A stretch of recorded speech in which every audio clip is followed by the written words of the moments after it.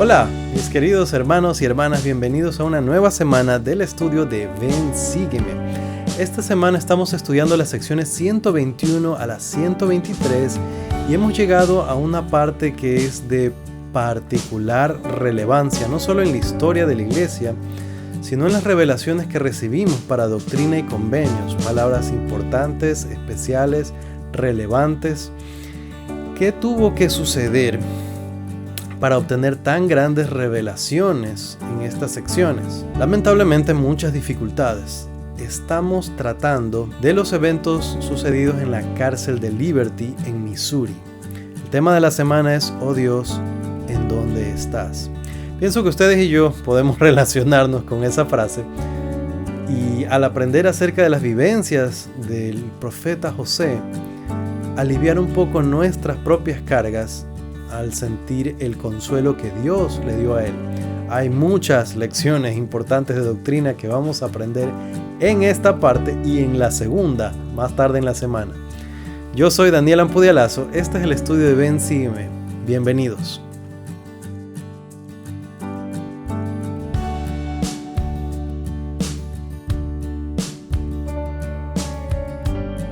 Muy bien, y hay mucha historia que hay que abarcar para entender mejor los eventos, y voy a tratar de ir por ella rápidamente. He tomado información del manual de Instituto de Doctrina y Convenios. Hay muchísimas cosas allí, mucho más de lo que puedo compartir con ustedes y se los recomiendo. Y también en la aplicación de la Biblioteca del Evangelio podemos ir a Historia de la Iglesia, Revelaciones en Contexto, y de ahí buscamos el tema de la prisión de Liberty. También he referenciado mucho para este estudio un discurso del Elder Holland dado en una charla fogonera para adultos solteros, titulado Lecciones de la cárcel de Liberty, y vamos a conversar de ello más adelante. Ahora, como les decía, todas estas fuentes de historia, y de varias de esas voy a leer hoy y varias de esas voy a referenciar también. Vamos a empezar con el manual de Instituto para entender un poco el contexto, qué era lo que estaba pasando.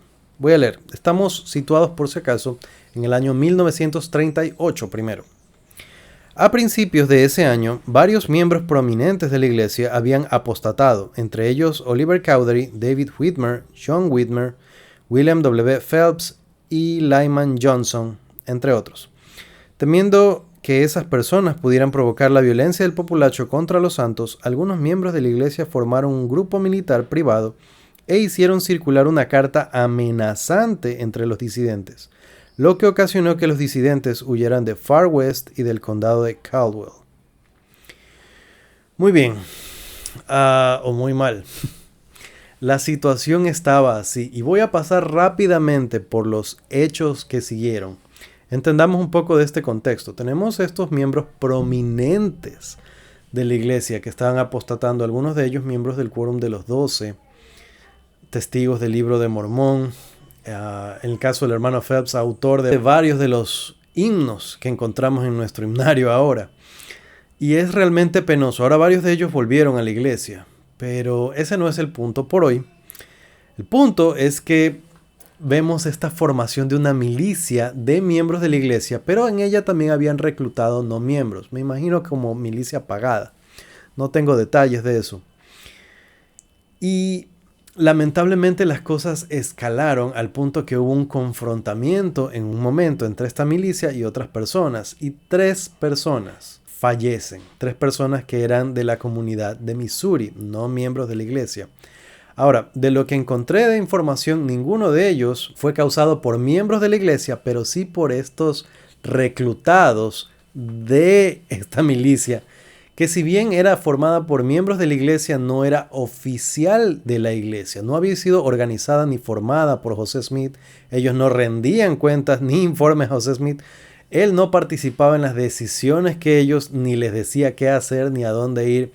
Todo esto fue un esfuerzo de algunos miembros que temían, con justa razón, por su vida. Ahora eso hizo que las cosas escalen rápidamente, y como consecuencia de ellos tuvimos el ataque a un asentamiento de miembros de la iglesia que estaba a cierto número de kilómetros de Far West.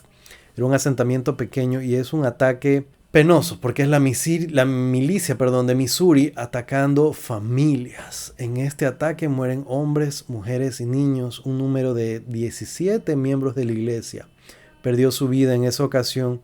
Y adicional a eso, tuvimos el arresto de José y otros miembros de la iglesia con cargos por este primer ataque del que habíamos estado conversando. Ahora, en ese primer juicio, que son arrestados varios miembros de la iglesia, como les decía también, todos estos penosos hechos llevaron a... Y alguien podría pensar, bueno, ¿cómo era eso legal? Que atacaran a los miembros de la iglesia de esa manera, que pasaran todas estas injusticias. Bueno, el líder político, el gobernador de Missouri, Lilburn W. Boggs, emitió una orden de expulsión o exterminio para los miembros de la iglesia. Así que la matanza de la que les hablo fue, entre comillas, legal y era aterrador. Aquí vemos cómo Satanás estaba ensañado en contra de los miembros de la iglesia y estaba tratando de destruir la obra antes de que continúe su crecimiento y su expansión. Muy bien, y como les mencionaba, José fue arrestado con varios otros miembros de la iglesia y este juez habló con cada uno por uno de estos miembros de la iglesia buscando un testimonio en contra de José y cada uno de ellos protegió y defendió al profeta. Ustedes y yo lo sabemos, realmente era inocente, así que lo que hicieron fue mantenerse en la verdad. Pero es temible y casi como de película que este juez fue uno por uno y los ofrecía su libertad a cambio de información o de un testimonio en contra de José para arrestarlo a él. Y la primera persona a la que él busca dentro de estos arrestados fue un hermano, Caleb Baldwin. Y es de particular relevancia porque dentro del grupo de los que habían sido arrestados, él era el mayor, el de más edad, y él tenía 10 hijos. Entonces imagínense cuando se le pregunta a él, hermano, ¿usted quiere ser arrestado o me va a ayudar a encarcelar a José Smith? Para mí es de particular relevancia como cada uno de ellos sostuvo la verdad en una situación, en una condición crítica, una amenaza real y con sus familias en peligro. Si no estaban ellos ahí para protegerlos. Y con lo que les acabo de decir, era un peligro real lo que ellos pasaban. Ahora, como les dije, todos lo sostuvieron y todos fueron a la cárcel bajo probable causa. Ellos tenían suficientes razones para dudar si José estaba involucrado o no en el primer ataque del que les mencionaba. Y aun cuando sabemos que no fue así, los jueces lo que necesitaban simplemente era tener la duda. Y como había mucha gente con el furor encendido en contra de ellos, había una presión política y social por atrapar a José y por prevenir el crecimiento de los miembros de la iglesia. Para que tengamos una idea también, había un asentamiento previo a la llegada de los miembros de la iglesia en Missouri de unas 2,000 personas. Estos eran los pobladores originales o los primeros. Y cuando los miembros de la iglesia llegan, pronto empiezan a crecer y llegan a ser casi 1,000. Así que de toda esa población, 1/3 eran miembros de la iglesia.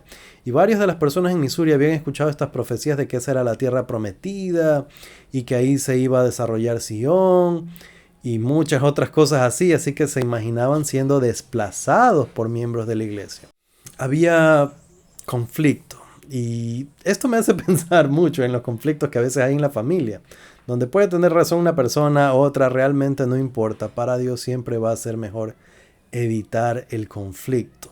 En esta ocasión no se pudo, las cosas escalaron, subieron y empiezan a suceder estas cosas terribles. Ahora, versículo 1. De la sección 121. Hemos hablado bastante para llegar a las escrituras. Oh Dios, ¿en dónde estás y dónde está el pabellón que cubre tu morada oculta? ¿Qué es lo que lleva al joven profeta José a hablar, a escribir, a profetizar aún de esta manera? ¿Qué es lo que mueve su corazón a estas palabras?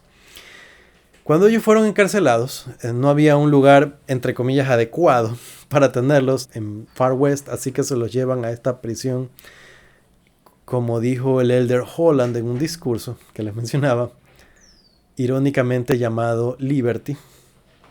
Y esta prisión, en esta prisión ellos no estaban en una prisión común, estaban francamente en una mazmorra. Era un edificio de gruesas paredes, paredes de piedra de 1 metro de grosor. Y ellos no estaban allí, sino que estaban abajo, en una especie de subsuelo. El único ingreso era una como escotilla, una puerta pequeña por las que los bajaban. Una puerta gruesa. Estaban constantemente vigilados por guardias groseros, grotescos, que se la pasaban hablando en lenguaje profano, que los trataban con desprecio. Les daban muy mala comida. De las narraciones y de las cosas que estuve estudiando, ellos no comían sino hasta que se morían de hambre, hasta que no soportaban más. Y aún al comer esta comida horrenda, muchas veces enfermaban, suponían que estuvo envenenada desde un principio, pero ellos enfermaron. Imagínense estar en esta prisión en la que tenían un par de ventanitas pequeñas, una prisión en la que si ellos estaban de pie no podían pararse erguidos porque era pequeña, en un espacio de 4,2 por 4,4 metros. Y este es un ejercicio que podemos hacer en casa, con nuestros hijos, con nuestra familia. Podríamos juntarlos, tomar las medidas y decirles qué les parecería pasar en un espacio así de pequeño, encerrados en un espacio así por 4 meses. Pienso que para nosotros que estuvimos encerrados en nuestra casa durante la parte fea de la pandemia, que vimos lo que es estar encerrado en la comodidad de nuestra casa, la mayoría de nosotros con internet, pasando dificultades, susto, problema, tal vez enfermedad, podemos relacionarnos y entender cuánto más horrendo fue lo que pasó José y sus hermanos, sus amigos que estaban con él allí. Como les decía, ellos enfermaron ahí, vomitaron durante esa enfermedad. No me imagino lo que sería vomitar allí en este lugar encerrado, con poca ventilación, con mucho frío, sin un lugar donde acostarse. Dice que tenían algo de paja en el piso para recostarse. Una incomodidad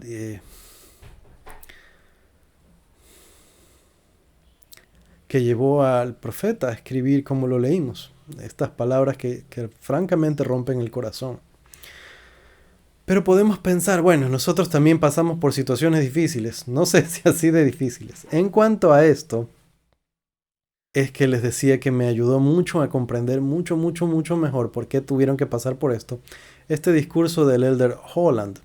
Ahora vamos a leer los versículos 2 y 3 y hacer un pequeño comentario. ¿Hasta cuándo se detendrá tu mano? Y tu ojo, si tu ojo puro, contemplará desde los cielos eternos los agravios de tu pueblo y de tus siervos, y penetrarán sus lamentos en tus oídos? Sí, oh Señor, ¿hasta cuándo sufrirán estas injurias y opresiones ilícitas, antes que tu corazón se ablande y tus entrañas se llenen de compasión por ellos? Estas palabras son para mí, no sé, me hacen pensar mucho en cómo estaría él. Otra ayuda que tenemos en el manual del estudio individual y familiar de Ben Sígueme esta vez, es que aparecen ahí cartas que escribieron José a Emma y Emma a José, y podemos entender de una forma más íntima, no solo la relación que existía entre ellos, sino también lo duro y lo difícil de la situación. Ahora, ¿por qué razón José, siendo un hombre bueno, justo, el profeta del Señor que no hizo nada malo, termina pasando por situaciones así? Ahora, en el versículo 4 hay varios más de esos detalles. Inclínese tu oído, ablándese tu corazón, conmuévanse tus entrañas de compasión por nosotros.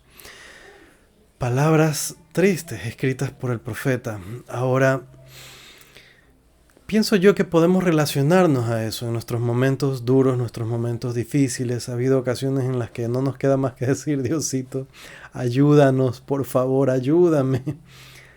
Y como les decía, ¿por qué es necesario que pasen estas cosas? ¿Por qué la vida no puede ser fácil?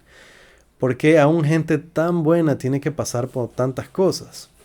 En el discurso del Elder Holland, hablando a los adultos solteros, él compara de una forma increíble. Él compara la cárcel de Liberty con un templo. Ahora, ¿cómo podríamos comparar un lugar lúgubre, frío, sucio, incómodo, lleno de profanidades, un lugar donde, como les dije, se morían de frío, no podían abrigarse, no podían dormir cómodamente, les daban comida mala, contaminada, tal vez envenenada, comida que los enfermaba, comida nauseabunda. ¿Cómo podía ser que un lugar en el que no podían prender fuego para calentarse porque se llenaban de humo, un lugar donde aún sin el humo les ardían los ojos de las varias, de la suciedad del lugar, de la contaminación, de la circunstancia en la que ellos vivían? Era extremadamente incómodo. Fue tal la situación que uno de ellos, Sidney Rigdon, si no me equivoco, enfermó y parecía que se iba a morir. Y finalmente lo liberaron porque o eso o se moría ahí abajo. Pero los demás siguieron allí. Ahora, en todas esas circunstancias, como les decía, esta situación fea, de acuerdo al Elder Holland, se puede convertir en una situación que nos lleva a una mayor santidad, que nos purifica, que nos eleva. Así como por ejemplo en el ayuno, que uno deja de comer y está con hambre, pero es una situación que lo puede hacer elevarse espiritualmente. Estas condiciones duras, estas condiciones difíciles pueden ser una catapulta que nos eleva a lugares, espiritualmente hablando, a situaciones que nos acercan muchísimo más a Dios.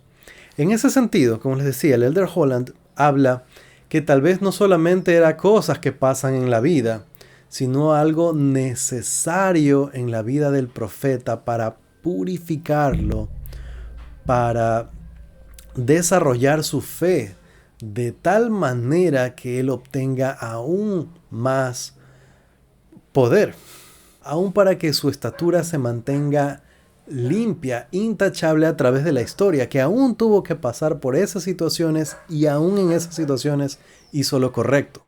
Entonces, como les decía, esta situación, y en la conferencia que tuvimos hace poco, la conferencia más reciente, se hablaba del significado de la palabra sagrado.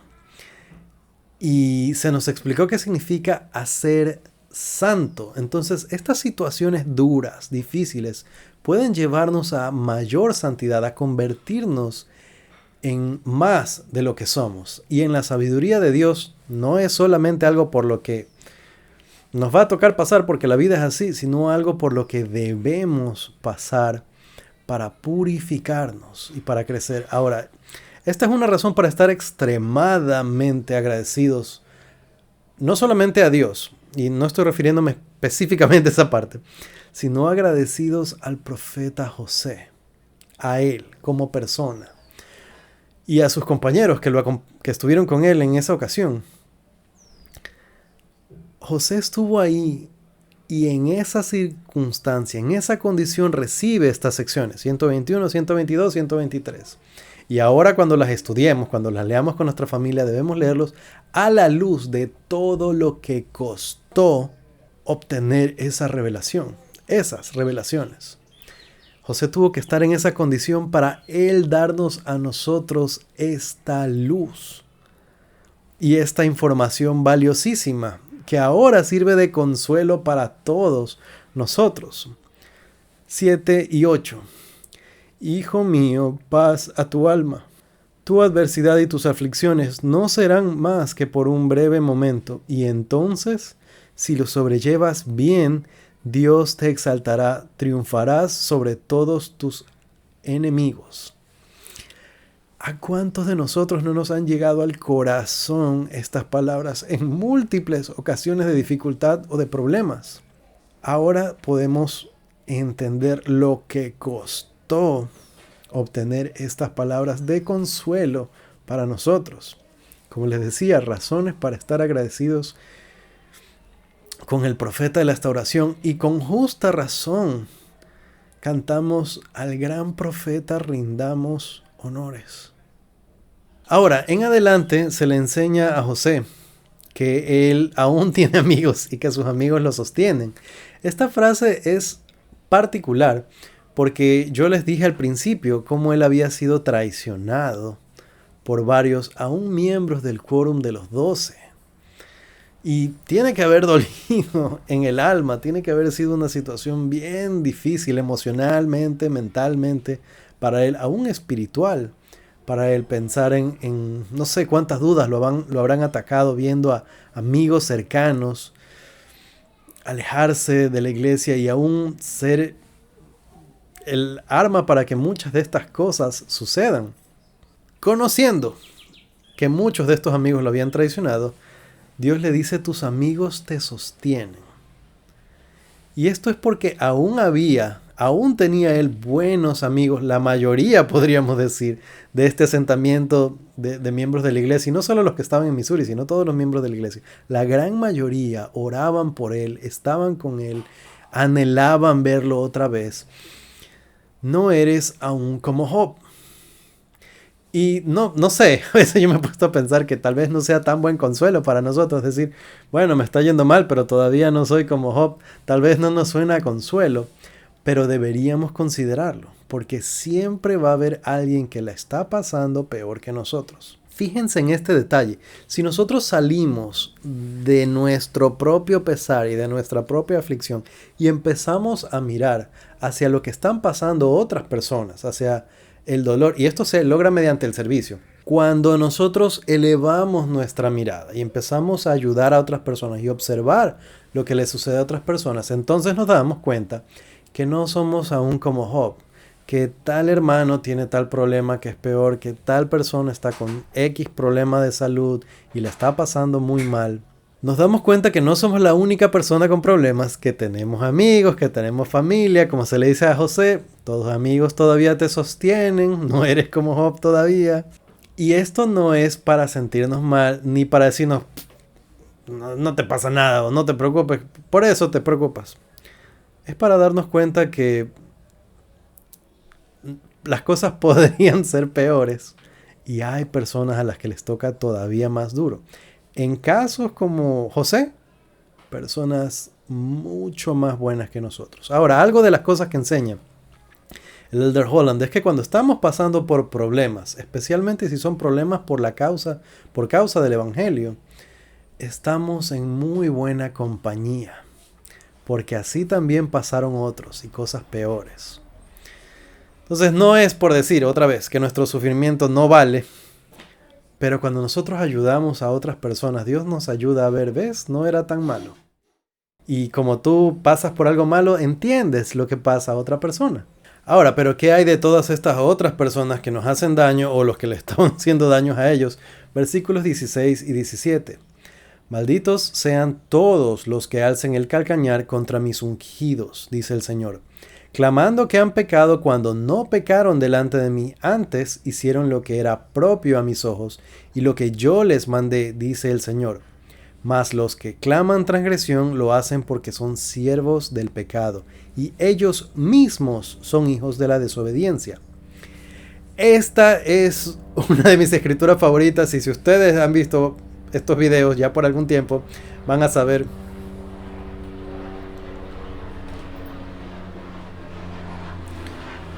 Van a saber que tengo un helicóptero pasando por mi casa. Les aseguro que no vivo en una zona de guerra, pero parece que sí en una ruta. Lo siento. Parece que ya se fue. Muy bien.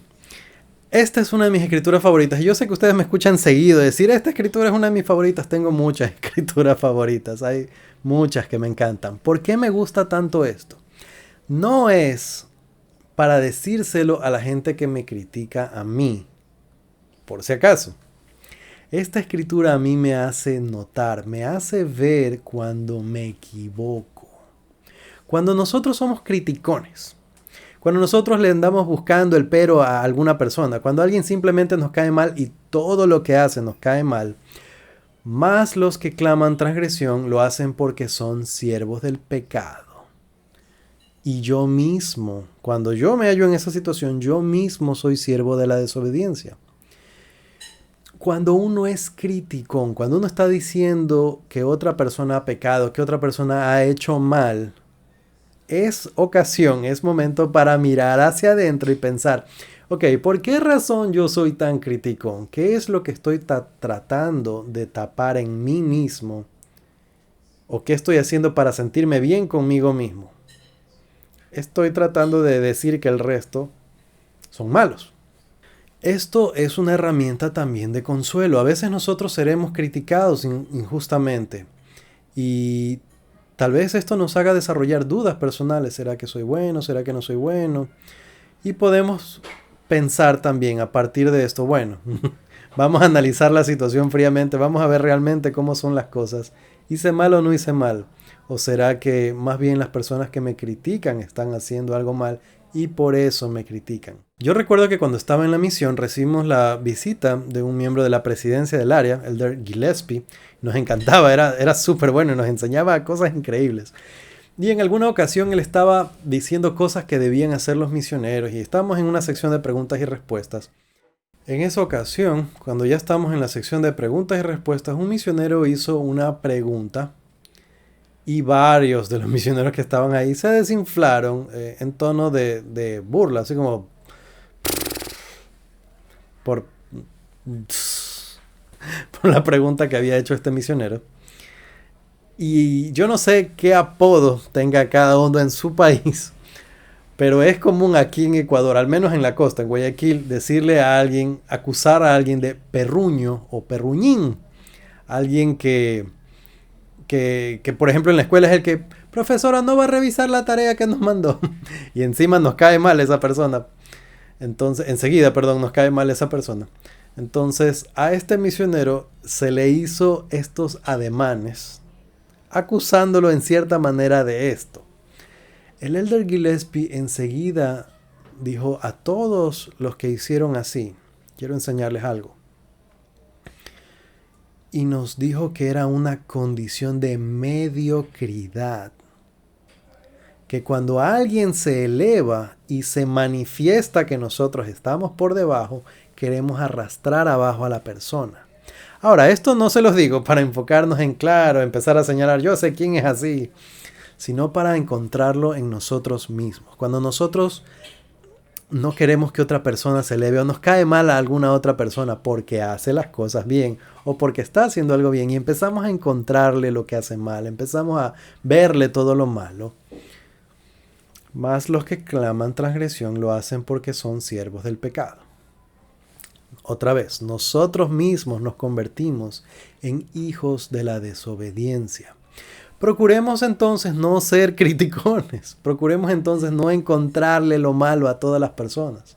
Procuremos no ser el que está hablando mal de todo el mundo o que nos cae mal a alguien y siempre estamos diciendo, ay, pero esa persona se cree mucho, pero él es así, yo sé cómo es. O ella es así, yo lo conozco. ¿Okay? Hacemos mal y damos a conocer nuestra posición cuando actuamos de esa manera. Es anticristiano. Es literalmente, somos enemigos de Cristo cuando obramos de esta manera. Reconozcamos ese orgullo en nosotros mismos. Podemos vencerlo. Ok, mis queridos hermanos y hermanas, no hemos avanzado mucho. Llegamos hasta el versículo 17 nada más. En la segunda parte vamos a contestar una pregunta que en muchas ocasiones he escuchado en la iglesia. Gente que dice, ¿por qué a José Smith se le dijo, eres tú mayor que él, hablando de Jesucristo? ¿Por qué se le dijo eso a José Smith? ¿Qué significa? Vamos a conversar de eso en la parte 2. Nos veremos ahí. Conmigo será hasta la próxima. Chao.